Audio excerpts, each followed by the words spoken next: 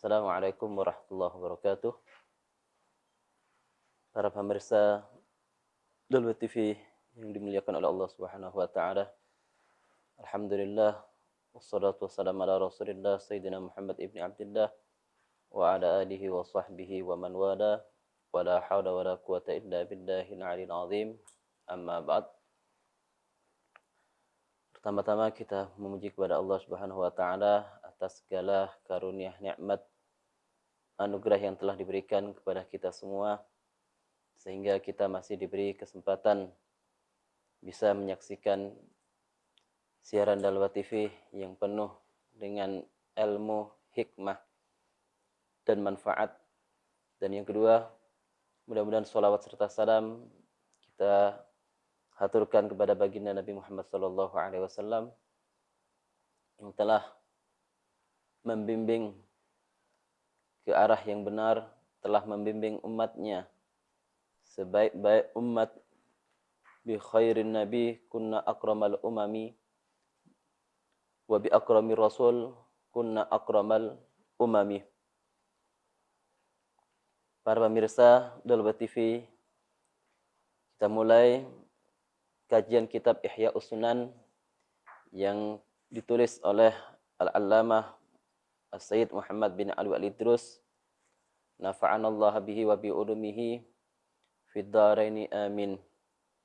Kita mulai dengan pembahasan tentang sunnah-sunnah yang berkaitan dengan masalah wudu. Kita tahu bahwasanya wudu adalah suatu hal yang diharuskan ketika seorang melakukan ibadah salat. Dalam wudu sendiri, Allah Subhanahu wa taala berfirman, "Ya ayyuhalladzina amanu idza kumtum ilas shalah faghsilu wujuhakum wa aydikum ilal marafiq." Ila akhiril ayah. Wa amal wudu fihi fadilah. Adapun wudu sendiri mempunyai beberapa fadilah yang diriwayatkan anin Nabi sallallahu alaihi wasallam annahu qala la yusbighu abdun al-wudu'a illa ghufira lahu ma taqaddama min dhanbihi wa ma ta'akhkhar.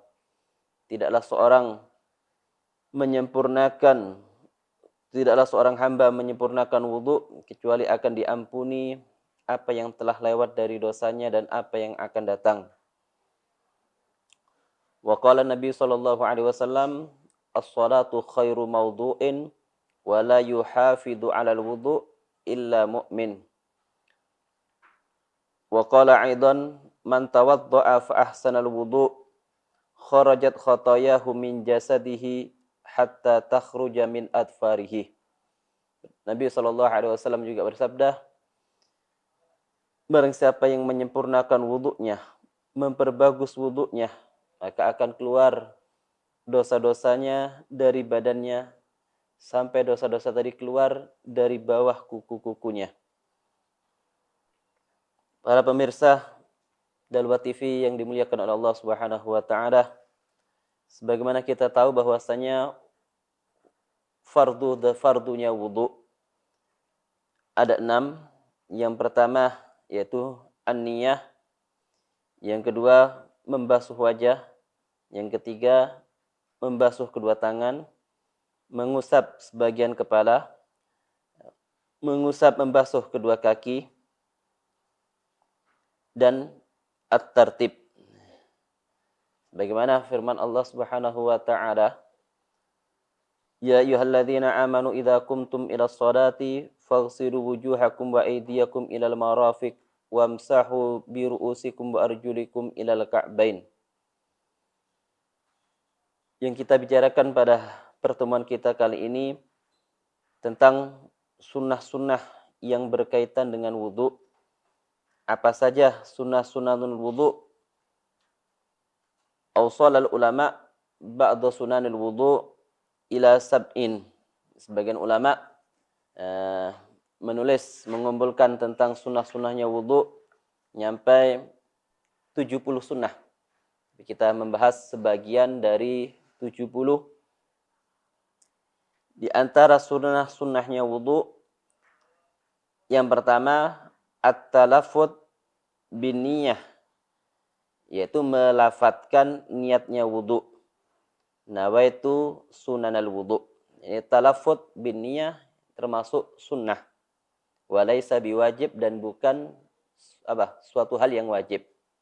Dan melafatkan niat tadi yusa'idul qalb, membantu hati kita untuk menghadirkan niat pada waktu wudu.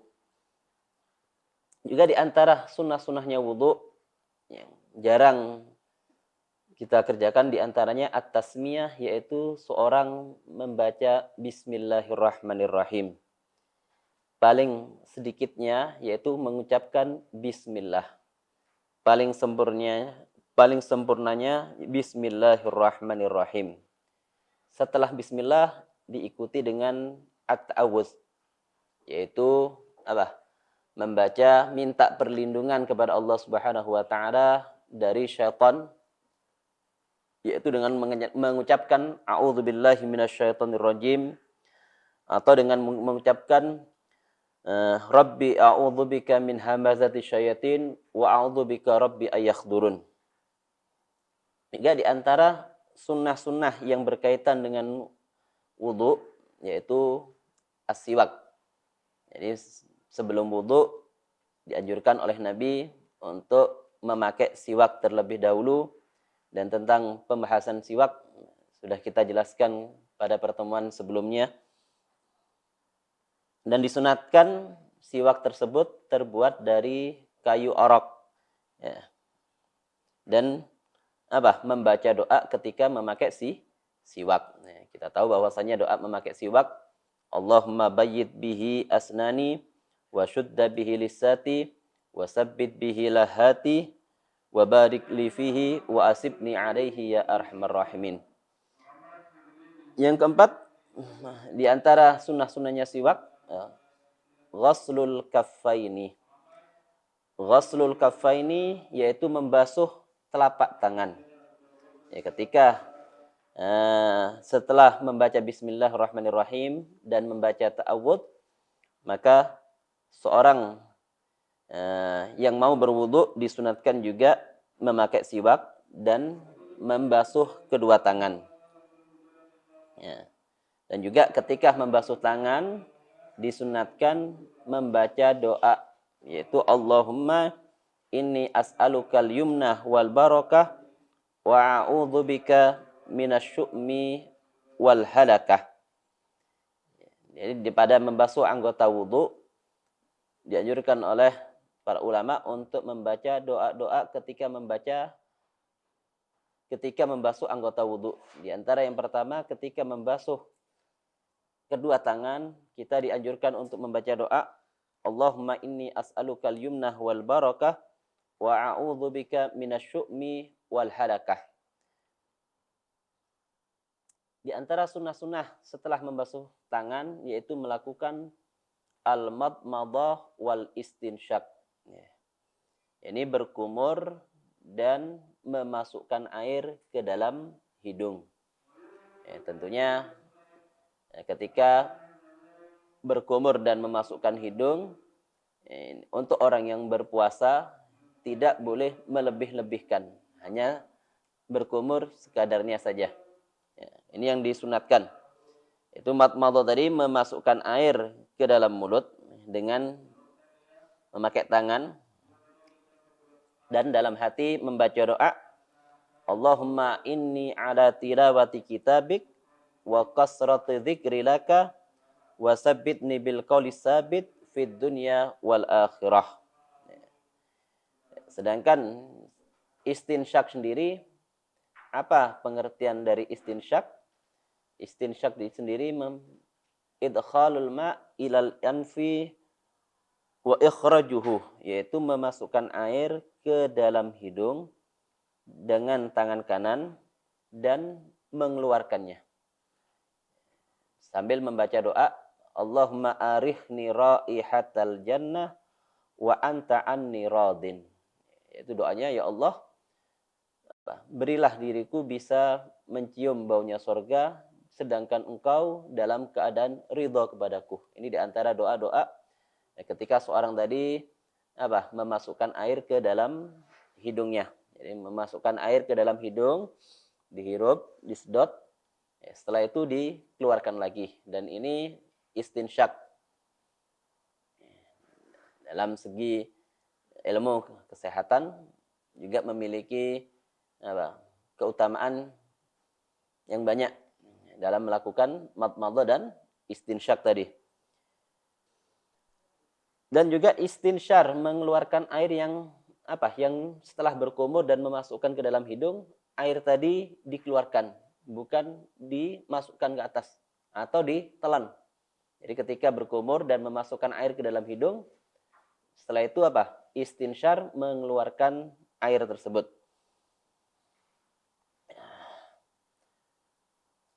Dan ketika orang tadi setelah melakukan istinsyar,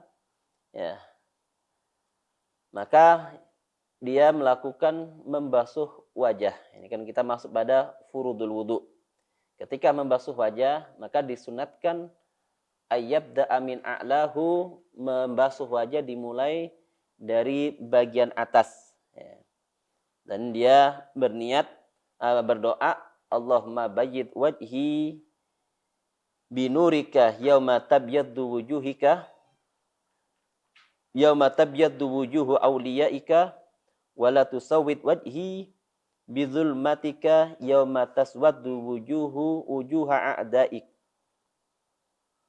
Kita minta kepada Allah Subhanahu wa taala ketika membasuh wajah pada waktu wudu, ya Allah,